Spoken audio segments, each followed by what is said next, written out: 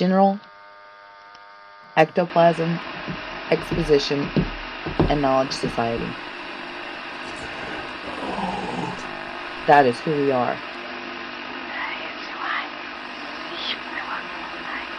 My name is Shauna Summers, founder of G.E.E.K.S.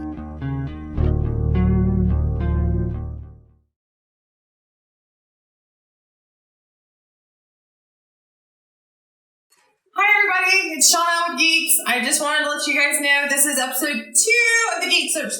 I'm still not sure if I'm going to keep it as Geeksearch, so if you've got an idea or you got something in mind, you want to share it with us, let us know. If there's enough, I'll put it in a little pile and I will cook it and we'll see what we come up with. Now, with no further ado, Anyway, the Wincoff Hotel Fire of 1946. December 7th, 1946 was a very tragic year for a lot of people. It was known as the deadliest hotel fire in U.S. history. 119 occupants died in this hotel. What makes it so tragic is that the hotel was advertising as being fireproof. Fireproof? Surely the curtains and the furniture and all weren't fireproof. Surely. The steel beams maybe, but nothing else. Everything else was combustible. In this hotel, there was only one single stairwell, one single exit to escape. Survivors above the 3rd story actually jumped into the nets down below, but the nets could only hold somebody jumping from 70 feet. Before we get more into that, let's talk about the history of the Wincoff Hotel. Mr. and Mrs. Wincoff actually built this hotel in 1913. At that time, the building code from 1911 stated if the building was less than 5,000 square feet, you only have to have one exit. There were 15 rooms to each floor. The corridor was shaped like an H, and there was a single stairwell in the middle of the corridor.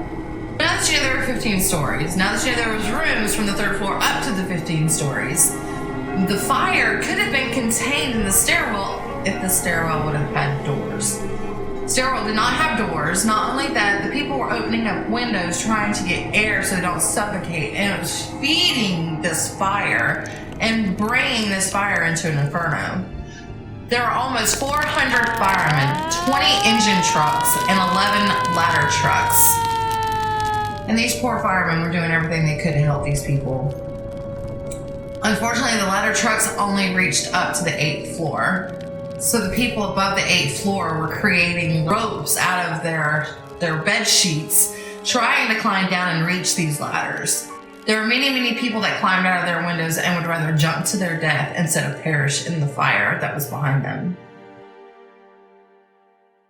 This fire, because it was the worst hotel fire in U.S. history, brought the attention to the North American Builders Association, and they inputted that every building needs to have more than one exit route. On the casualties was Mr. Wincoff, who was 76. He actually suffocated in his room. Mrs. Wincoff, who was also 76, climbed out of her window and jumped to her death onto the sidewalk of Peachtree Street. Patricia Ann Griffin, 14 years old, was actually part of the 30 students that came up from Rome, Georgia to the YMCA political campaign and perished in the fire in her room. She suffocated to death along with her roommate and a chaperone. Her father was actually Marvin Griffin, who was the 72nd governor of Georgia. Ashley Burns, who is actually the grandson of William John Burns, who is also known as the American Sherlock Holmes, also perished in this fire. He suffocated in his room.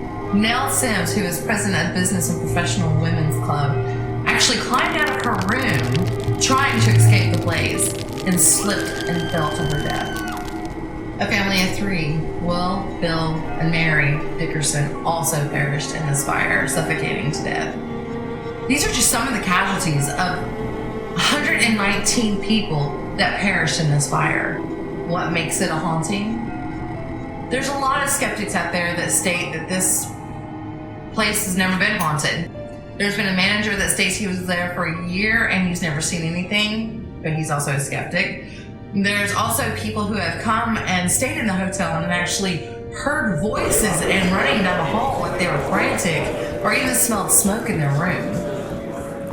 But again, what makes this a haunting? A lot of people claim that the negativity of the way the people died in this fire is what caused this hotel to become haunted. In a book called Ghosts of Atlanta, written by Reese Christian, there's a part in the book where it talks about workmen stating that whenever they were trying to renovate this hotel to the Ellis Hotel, their tools would go missing. Sounds of chaos and running down the hall could also be heard during this time. Also, people could smell smoke in the hallways or in their rooms. People also stated that whenever they're standing in a mirror or standing in front of the windows, that they can see the reflection of one of the people that have perished in this fire reflected in the window. And when they turn around, there's nobody there. Or people have taken pictures of the window and caught these images on camera. There's also stories stating that whenever in between renovations, people have seen people's faces in windows with their mouth open in a scream of terror. Some people thought they were homeless people going to take resident in this hotel because it was empty. So they would send security guards in there, when the security guards would not find anybody in this hotel. There's actually been some people that have stayed in the hotel that have smelled smoke, or have heard voices in the rooms, or have heard screams of terror or chaos running down the hallway. This has been witnessed by a few people. 280 guests crammed into 194 rooms. 6 hours of fire. Killed 119 people and injured 90. The firemen found gruesome deaths. Some people even still sleeping in their beds and not even knowing what was going on. They found others burned beyond recognition.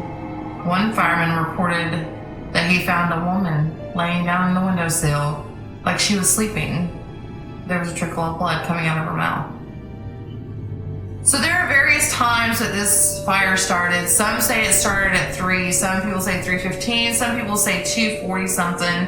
Various heights to how high the ladder could get to. Various amount of people that were staying in the hotel. But one thing remains consistent. 119 people perished in this fire, making it one of the deadliest hotel fires in U.S. history. So, what do you think? Do you think the Ellis Hotel is haunted? Do you think maybe the streets around the Ellis Hotel is haunted? Peachtree Street? Ellis Street? Have you stayed in the Ellis Hotel? Have you had experience while there? Have you had experience while you were walking outside of it? I had an experience while I was walking outside of it. I felt like there was something that happened there, and I never knew there was a fire at that hotel. So come on, tell me your thoughts. If you've stayed there, tell me your experience. If you've captured anything, share it with us. We'd love to see it. We'd love to know. I think the Geeks might have an investigation coming up with this hotel. Thank you for watching. Have a good one. No. Thank you for watching, and if you haven't liked, go ahead and like and give a Geeks their glasses. If you haven't subscribed, give a geek, or if you haven't subscribed, go ahead and subscribe and give a geek their pocket protector. We all need those pocket protectors or we can't keep our pens in it. If you haven't subscribed, go ahead and subscribe and give a geek their pocket protector. Thank you guys so much for watching. Thank you guys so much for subscribing. Please share our video, like our video, subscribe our video, let other people know that we are goofy and cool or whatever you want to let them know. Bye. No, I'm not going to do that shit. Okay, so that was the Ellis Hotel. You know what? I think the next one's going to have to be one of my other Geeksters.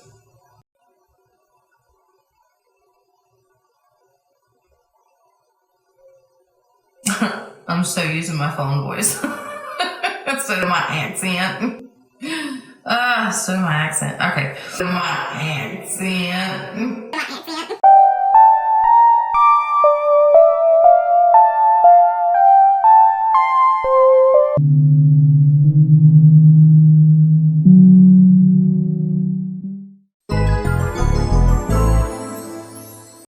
I'm talking to myself. That's how sleepy tired I am. I got the sleep happies. Sleep happies. Sleep happies.